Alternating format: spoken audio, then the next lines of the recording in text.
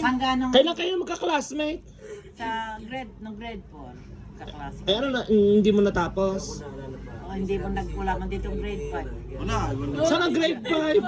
Ang grade 4 lang. Hanggang grade 4 lang. Hanggang grade 4 lang dito sa Ang grade 4 Pumbunga. nun mataas na. Taas na yung... Ang aming school, ang dingding Tatang ko ano yan. yun?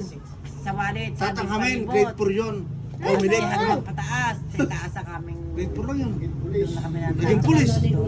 Nung laon, pinagawa na ng Grade 1 ka, pag magaling ka. Eh sana may grade 5? Wala ng grade 4 sa sila. Sinanay, sa sila. Pumasok ng grade 5. Ah, si Lolo na nakagraduate. Ng grade 5 lang. Hindi nakagraduate ng high school. Ah. Sinanay. Eh si Lolo Ato, Si grade Nanay. 4 lang din. Oo. Wala naman grade 5 nga din sa Pulumbunga.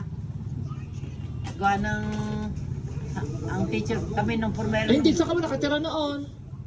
Abi kayo hindi pa bata. Hindi, saan ka nakatira? Ano? Saan ka nakatira noon? Ba't dito ka nakatira? Bikubo kami doon sa... Pali na parang Behel. Bikubo. Ah, sa Pulumbunga kayo nakatira noon, hindi sa Paligawan. Hindi, sa Paligawan. Na Hindi pa nga maglaon. kayo bata, ano ba? Tumawag sa Paligawan. Nung mabili ni Cristo yung bahay ni Kuya Bingol. Oo. Gusto kami doon nalipat.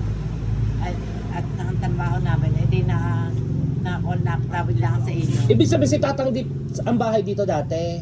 Hindi, ako dito nga nagkaasawa. Hindi, nung ikay nag-aaral na grade 4. Dito Ay, kayo nakatira. Sa Kubo. Dito sa Pulumbunga. Hindi naman, hindi man sa ilog. Doon sa lupa ni Paring Behel.